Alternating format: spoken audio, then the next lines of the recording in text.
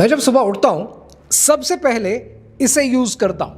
आप भी करते हैं, हम सब करते हैं। लेकिन जो बात आज मैं आपको बताने वाला हूं, लिटरली अगर ये बात आपको समझ में आ गई तो हो सकता है आपको रात को नींद ना आए। जनवरी 2024 में एलॉन मस्क की कंपनी न्यूरालिंक ने एक इंसान के दिमाग में एक चिप इंस्टॉल कर दी और इसका नाम रखा गया टेलीपैथी। टेलीपैथी यानी इंसान के दिमाग को पढ़ना। जिस पहले इंसान के दिमाग में ये चिप इंस्टॉल की गई, उसने बगैर किसी फिजिकल मूवमेंट के, बगैर हाथ लगाए कंप्यूटर के माउस को ऑपरेट कर लिया। आज मैं आपसे एलॉन मस्क पे बात नहीं कर रहा, ना न्यूरालिंक पे बात कर रहा हूं। मैं बात कर रहा हूं उस सोच पे कि जिसके जरिए इंसान दिमाग को कंट्रोल करना चाहता है। आपको क्या लगता है न्यूरालिंक वो पहला इनिशिएटिव है जिसके जरिए इंसान के दिमाग को कंट्रोल किया जाने लगा? नहीं, इससे पहले आपके सामने तारीख में 2004 गुजरा है और एक नाम है जो आप जानते हैं और वो नाम है अबू गरीब। 17 years ago, these pictures of smiling American guards abusing Iraqi prisoners shook the world, uncovering the dark side of the US's war on terror. The gut-wrenching pictures of sexual abuse, humiliation and torture of detainees at Abu Ghraib prison sent Washington into damage control. 2003 में United states of America ने Iraq पर invasion की, Iraq पर काबिज हो गए। Iraq के capital Baghdad से 20 किलोमीटर दूर एक जेल हुआ करती थी। इस जेल का नाम था अबू गरीब। अमरीकी फौजी इस जेल पर भी काबिज हो गए और 8000 से ज्यादा इराकी डिटेनीज को इस जेल में रखा गया।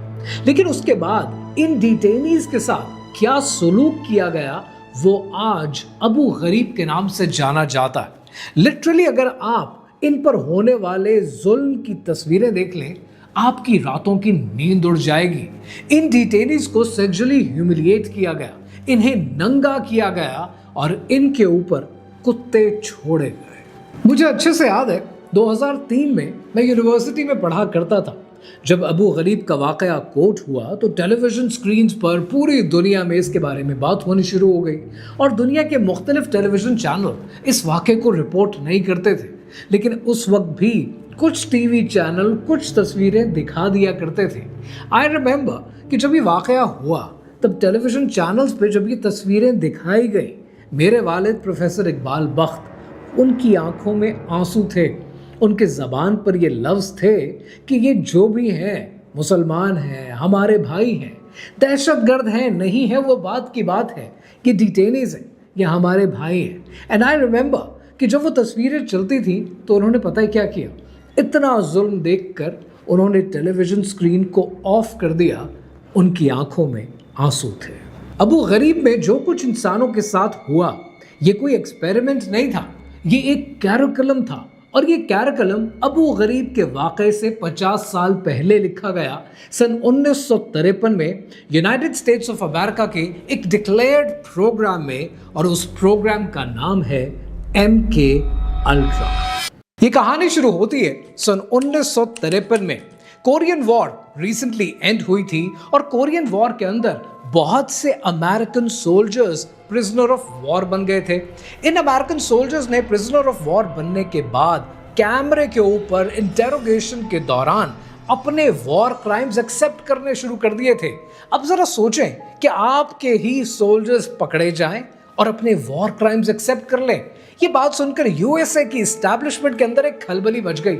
उन्हें ये लगा कि सोवियट्स ने माइंड कंट्रोल का प्रोग्राम हासिल कर लिया है और ये हमारे सोल्जर से कुछ भी उगलवा लेंगे, लिहाजा हमें भी CIA को भी एक माइंड कंट्रोल प्रोग्राम चाहिए। लेकिन अमेरिका ने एक अजीब रूट चूज किया। अमेरिका ने चूज किया कि हम भी माइंड कंट्रोल प्रोग्राम बनाएंगे, लेकिन हमारा माइंड कंट्रोल प्रोग्राम LSDs के ऊपर, ड्रग्स के ऊपर चलेगा। इस काम के लिए CIA के एक ऑफिसर का इंतखाब किया गया और उसका नाम था सिडनी गॉटलिएब। सिडनी गॉटलिएब ने मार्केट में मौजूद जितनी LSD थी उस सबको खरीदने का मशवरा दिया और आज की अगर अमाउंट्स पे बात की जाए तो 120 करोड़ के लगभग की LSD मार्केट से खरीदी गई ताकि लोगों को ये ड्रग दी जाएगी, उनकी मर्जी के बगैर उन पर तजर्बे किए जाएंगे और उनका माइंड कंट्रोल किया जाएगा और यहां से आगाज हुआ MK अल्ट्रा का। अब मैं अगर आपको लिटरली MK अल्ट्रा प्रोग्राम की डिटेल्स बताऊंगा, आपको घिन आने लगेगी। मुझे ये सब कुछ पढ़ते हुए घिन आ रही है।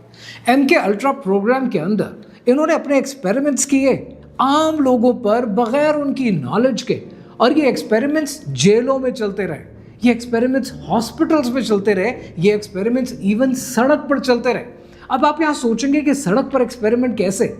इन्होंने लिटरली सैन फ्रांसिस्को के अंदर कोठे बनाए, अपने कोठे बनाए, प्रोस्टिट्यूट्स को हायर किया जो मर्दों को बहला फुसला कर लेकर आती थी एंड वाइस वर्सा, और उन मर्दों और औरतों को LSDs दी जाती थी, और LSDs लेने के बाद वो कमरे में जो हरकतें कर रहे होते थे, ये शीशे के पीछे से उसको मॉनिटर करते थे, अपने नोट्स लेते थे, अपनी कॉकटेल पार्टीज जारी रखते थे। ये है इनका MK अल्ट्रा प्रोग्राम। $3,75,000 देकर इन्होंने जॉर्ज टाउन यूनिवर्सिटी हॉस्पिटल के अंदर बिल्डिंग बनाई, इस उम्मीद के साथ कि उस बिल्डिंग का 1/6 पोर्शन एक सेफ हाउस रहेगा और वहां पर ये एक्सपेरिमेंट्स जारी रहेंगे। आप जब आगे पढ़ते हैं, आप देखकर हैरान हो जाते हैं, और ये सब कुछ नेशनल सिक्योरिटी आर्काइव है अमेरिका का। ये मैं अपनी तरफ से नहीं कह रहा, ये डॉक्यूमेंटेड है। और इसी के अंदर CIA का एक एजेंट था जिसका नाम था जॉर्ज वाइट। उसने सिडनी गॉटलिएब को एक लेटर लिखा, और उस लेटर में उसने उसका शुक्रिया अदा किया कि सिडनी, तुम्हारी वजह से ये सब कुछ मुमकिन हो पाया। कहाँ कोई सोच सकता था कि मेरे जैसा इंसान झूठ भी बोल सकता है, मार भी सकता है, चोरी भी कर सकता है, रेप भी कर सकता है, और वो भी ऊपर वालों के आशीर्वाद के साथ। मैंने ये सब कुछ किया, मुझे तो जिंदगी में मजे आ रहे। Fun, fun, fun. Where else could a red-blooded American boy lie, kill, and cheat, steal, deceive, rape, and pillage with the sanction and blessing of the All-Highest? एक और डिटेल में इस केस की देख रहा था कि एक लड़की को 40 दिन तक ड्रग्स में रखा गया, ड्रग अब्यूज किया गया, 40 दिन तक उसे नशे की हालत में रखा गया, और उसके लिए साउंड प्ले होती रही 40 दिन कि तुम्हारी माँ तुमसे नफरत करती है, ताकि इसका माइंड कंट्रोल में आ जाए, और जब ये बाहर निकले तो ये अपनी माँ के साथ कनेक्शन तोड़ दे और ये कनेक्शन हमारे साथ जोड़ ले। This is the height of MK ultra. He also was put in an insulin coma for 36 days with a recording beside him saying that your mother hates you over and over and over and over and over. ये जो MK ultra programme है, आप इसकी height को, इसकी depth को कभी भी नहीं समझ पाएंगे। आप इसको समझने के लिए सिर्फ एक चीज सोचें कि अगर आपकी बहन, आपकी बेटी, आपकी बीवी, इवन आपकी माँ को इस तरीके से इस्तेमाल किया जाए कि जहां उसके दिमाग को कंट्रोल किया जाए, उसके जिस्म का इस्तेमाल किया जाए, उसकी रूह का इस्तेमाल किया जाए, उसके माइंड को कंट्रोल करके उसे अपने मकासद के लिए यूज़ किया जाए, तो आपकी अपनी क्या हालत होगी।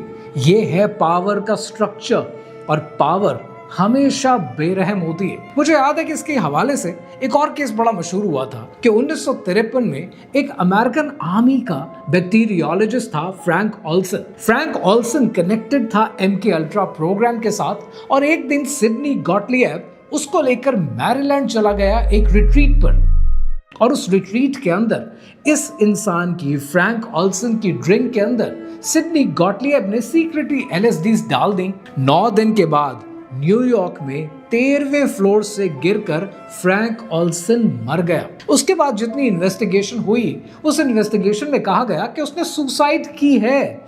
लेकिन अगर उसने सुसाइड की थी तो फैमिली को क्लोजर क्यों नहीं दिया गया?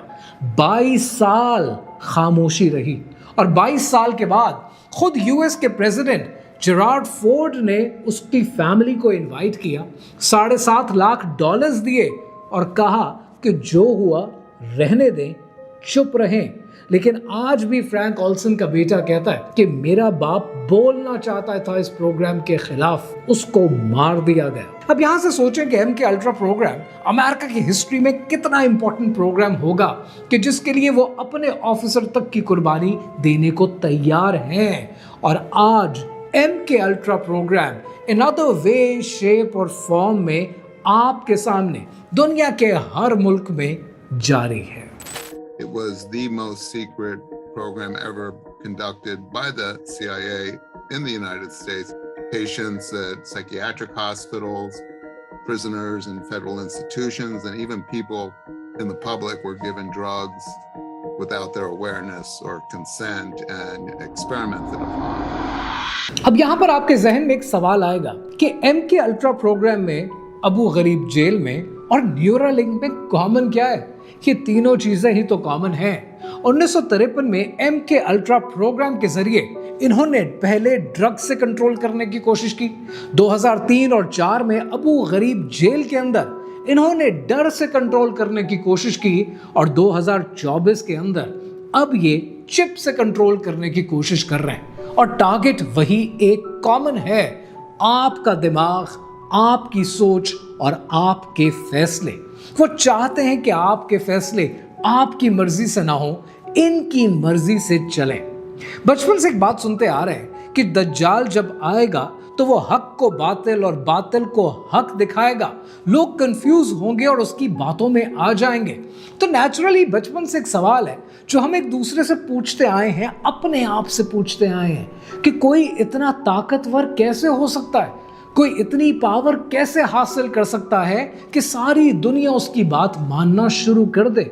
आज दुनिया को MK अल्ट्रा प्रोग्राम की जरूरत नहीं है, क्योंकि आज उससे ज्यादा स्ट्रॉन्गर टूल्स मौजूद हैं, जहां पर एक नोटिफिकेशन आती है और 3 अरब लोगों तक पहुंच जाती है, जहां पर एक रील दिखाई जाती है और आप वैसा सोचने पर मजबूर हो जाते हैं।